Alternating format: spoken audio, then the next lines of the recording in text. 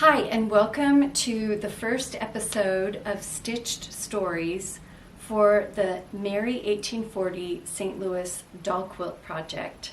I'm so glad you're here. I'm so happy to have you join me, whether you're listening or stitching along, whether you're knitting or using a sewing machine. Everyone's welcome as we learn a little bit about Mary and her life and what stitching would have been like in 1840. So today I'm going to be putting some of my patches together. I'm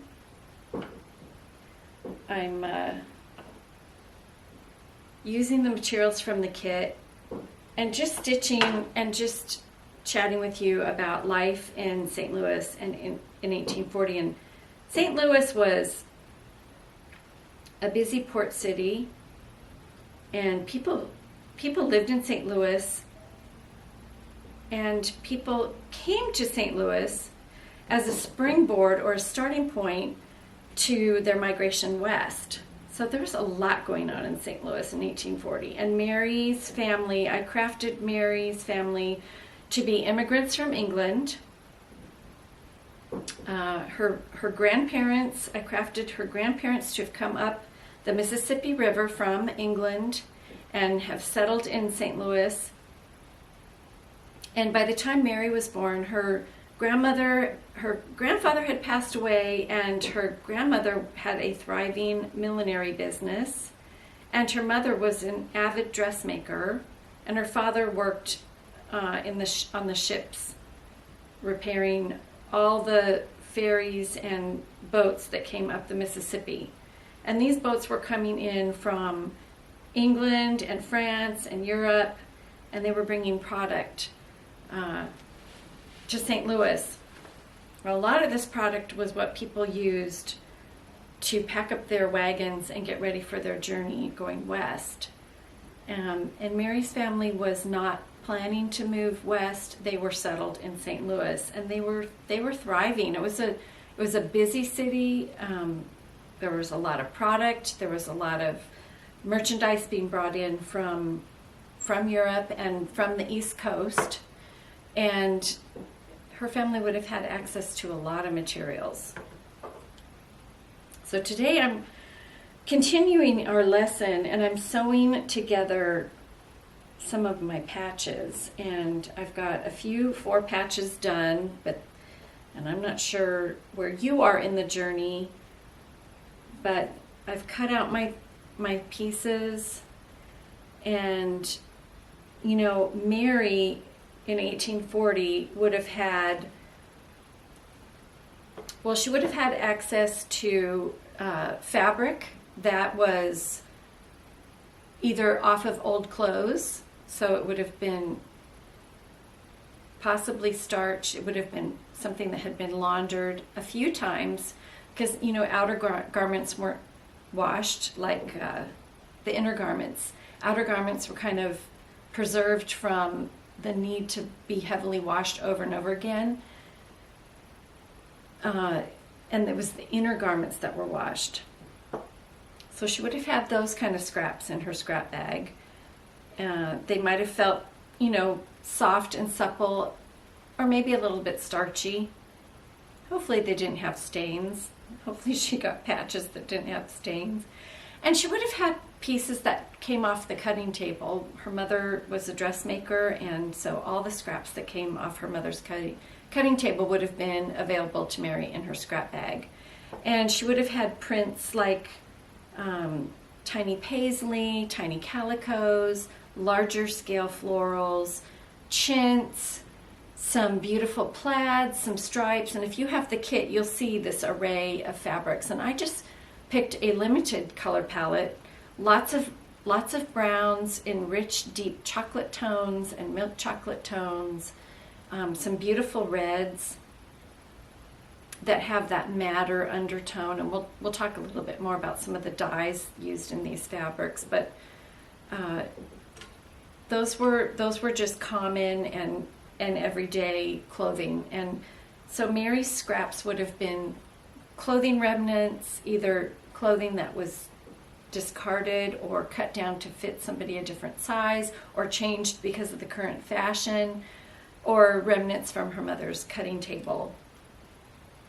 And her materials, her template for cutting, and we looked at that in the tutorial, but I gave you a tin template because tin was available in 1840, and it was, her father worked in the shipyard and repaired the ferry boats and the boats that came in, and so he could have cut her a special little template. And there is evidence that there are a lot of quilting templates and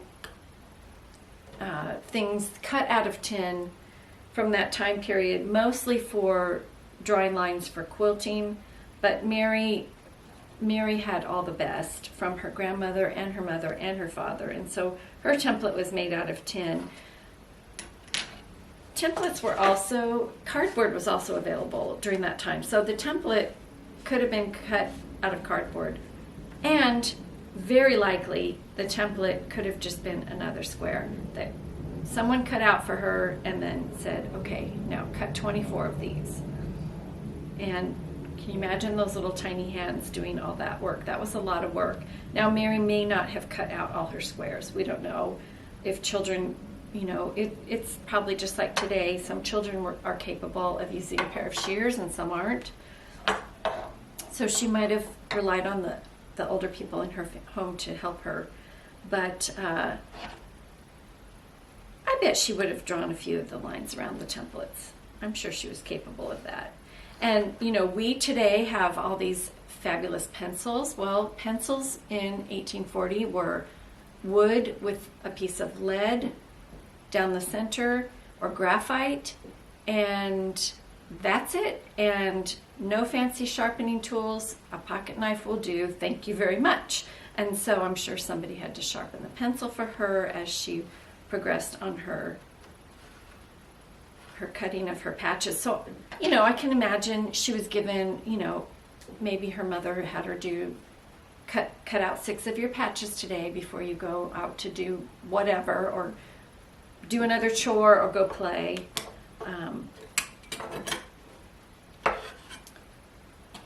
I think that's all really interesting. The tools that we have today are so plentiful, and Mary, at a very young age, probably was outfitted with a thimble. And if you haven't watched my Floss Tube episode where I discuss thimbles, you'll see some of the tiny little thimbles that I have in my collection from children. I mean, they're just the dearest little things. And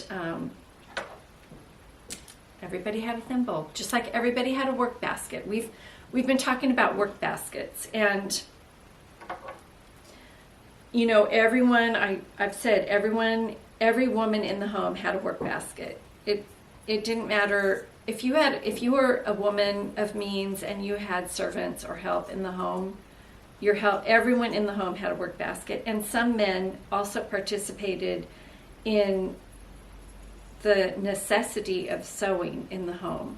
Now, I don't have any evidence that men had sewing work baskets, but they definitely knew how to sew. There were a lot of things, like in a shipping business, you'd have to sew merchandise bags, and if it was a ship with sails, you'd have to know how to repair the sails.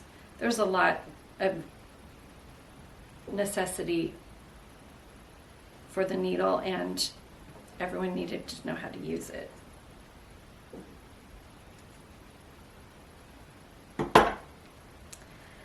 So the work basket was with you at all times. Your scrap bag probably was with you as well, because when you were mending and darning, you had to pull fabrics to repair a hole possibly, or do some patching.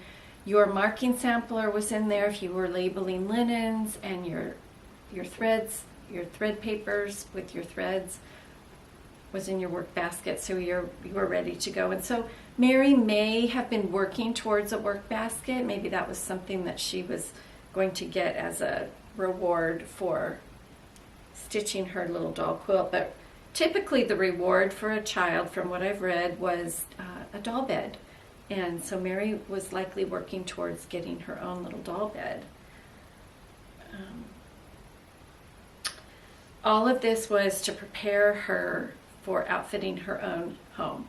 because she at some point would be responsible for all the linens and textiles in her own home. And so I'm sure there were ways people made it fun. I'm sure there were kids that didn't want to do it either. But so Mary was a fortunate little girl. She had a mother in the dressmaking business and a grandmother who was a haberdasher, so she would have had beautiful ribbons and fabrics to work with, and her remnants would have been some of the best. If people couldn't access something, or if it hadn't come in from Europe, they could write away to England or to the East Coast.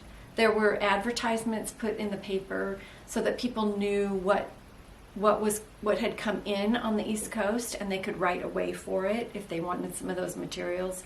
Frequently, people had family members in other parts of the country who they could ask for materials. And you know, we've talked about all these tools, and these tools all have a function, and tools are really specific to a use, to a defined purpose. And I think we've gotten a little bit away from realizing that there's a specific needle for a job, and there's a specific pair of scissors for a job, and there's threads that are project specific, and you know, the reason is that they work better and your project's more successful. But these tools were kind of an extension of the lessons that children, young people were learning, mostly young girls, and we see the results of that in the marking samplers and the pictorial pieces and the patchwork and the things that they produced.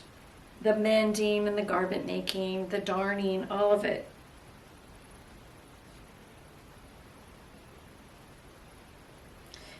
There was no shop to go to get a new item like we experience, on the level that we experience. There were shops and you could purchase new things, but typically what you needed you had to make yourself. And so Mary was learning all these skills. We typically stitch for pleasure, and I know women enjoyed it. I know it was also a lot of work, and but I do think they always, you can see in their stitching that they took pleasure and they were creative,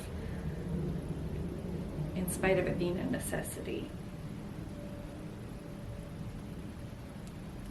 And so how would Mary's mother and how would she have accessed the fabric for her shop? Well, like I said, it would have come up the river on the ferry boats, and there were ports all along the Mississippi, and the big pallets or big containers of merchandise would come off the ships. People frequently ran out to those docks to purchase right there from the dock, because I mean, can you imagine how exciting that would be? And so her mother would have been purchasing fabric for her shop, for her dress shop. You know, there were fabrics for upholstery, there were fabrics for decorating the home. Her mother would have been buying beautiful dressmaking fabric. And fabric at that time was sold based on the length of a dress. So you would say, I would like the yard goods of that fabric. I would like the pieced goods of that fabric. And what that meant was about 15 fashionable dresses took about 15 yards, 12 to 15 yards at that time. And that sounds like a horrendous amount of fabric, and it is quite a bit of fabric, no doubt. But the fabric was not as wide as the fabric is today. So the fabric today is about 42, 45 usable inches wide. The fabric in 1840 was about 20 24 to 28 inches wide. So it's a much narrower piece of fabric, so you did need more.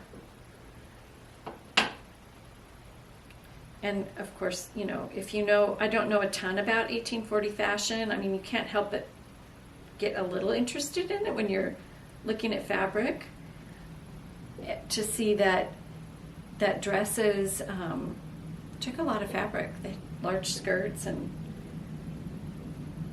so this was all pre-industrial revolution. Everything was made on hand looms. There was the mechanization. There was no machinery yet. There were no factories yet. There were the beginnings. We're on the very cusp of that, and most of the merchandise Mary's mother and grandmother would have had access to would have been hand loomed and hand pieced goods.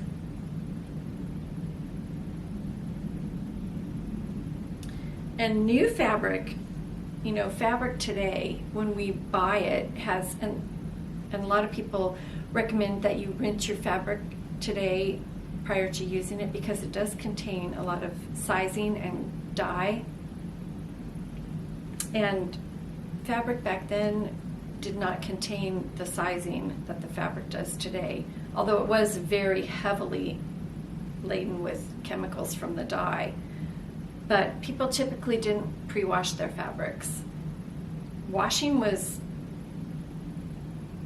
avoided as much as possible, from what I could tell, mostly because I think the fabric, you know, they wanted to preserve the fabric as long as they could.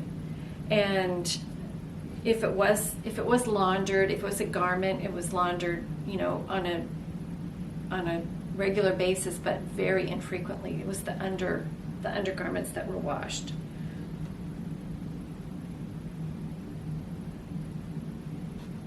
And those, I don't know how often those were washed, but I would think, you know, hopefully on a semi-regular basis. I can't imagine living without laundry. We have so many amenities today. So I'm just putting together little 2 patches, like we talked about in the tutorial, and eventually I'll put them together to make a 4-patch, and as will you, and we'll keep going on our doll quilt. I mean, we have threads. We have so many choices in threads and fabrics, and it's amazing.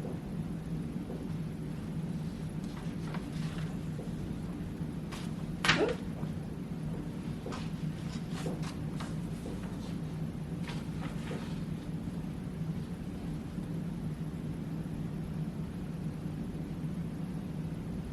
So from what I read, you know, how were things washed?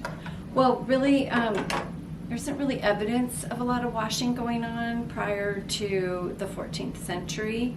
And at that time, things were taken down to the river and just pounded with stones. And that would have been linens and wools and hemp, flax, you know, hemp product clothing.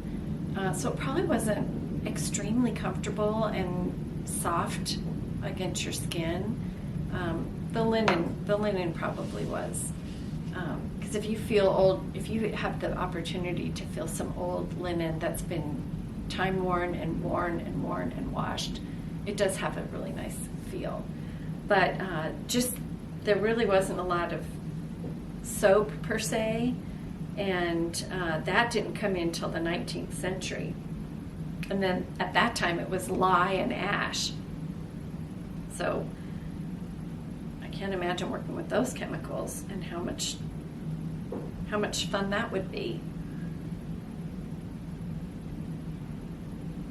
And as far as starch, like today we'll sometimes pre-wash our fabric. A lot of quilters like to pre-wash their fabric. If you want to pre-wash your patches, you can. I would just recommend doing it in the sink with cold water and then laying them out to dry on a towel and pressing them as they're almost completely dry with some starch. And I just use over-the-counter, you know, just regular spray starch from the grocery store. And you can do that, but starch back then, oh boy, that was a whole different process. It was starch wort, and they would make it from boiling bran. And if you wanted, and that was the skimmed, the thick water and bran would be what you'd use to starch your clothing. You could also use rice if you wanted a sheen, or corn to make cornstarch. I'm never understood how bugs were not a huge issue or problem. Maybe they were. I don't know. I haven't read anything along those lines, but I can't imagine.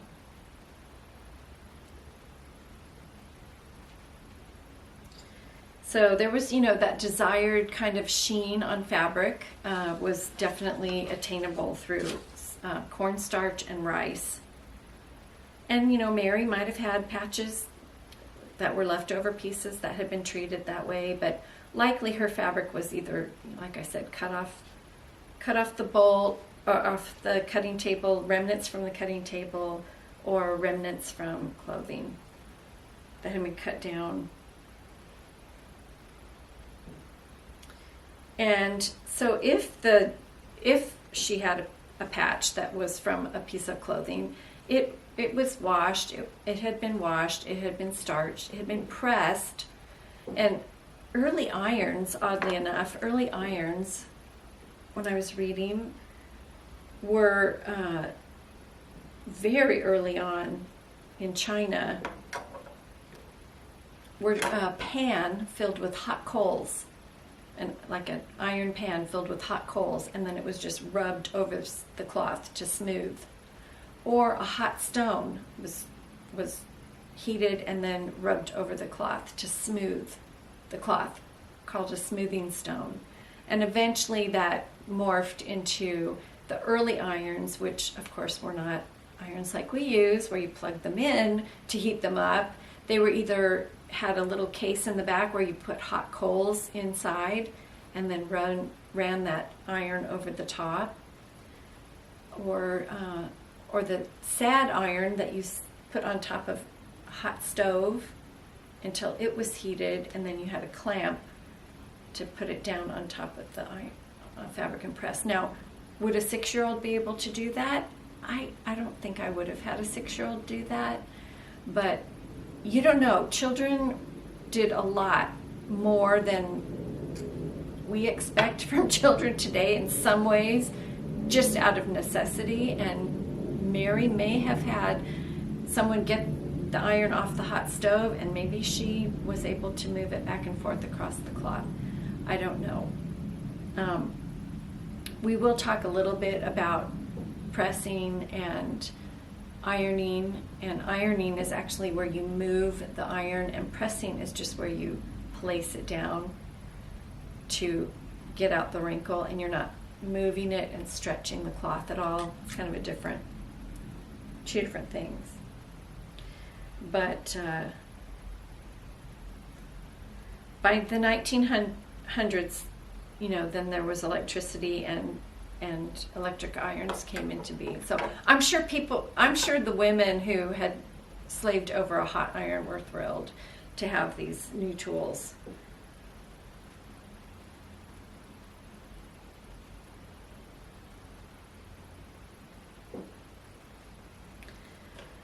So I hope that you've had made some progress on your project today. I did a lot of talking. I do have my patches cut out now, and I do have 2 blocks put together, and we're going to talk about that a little more in tutorial number 2.